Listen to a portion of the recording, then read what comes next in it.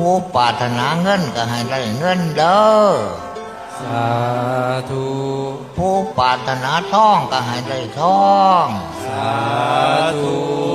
ผู้ปรารถนาสิ่งของก็ให้ได้สิ่งของ สาธุ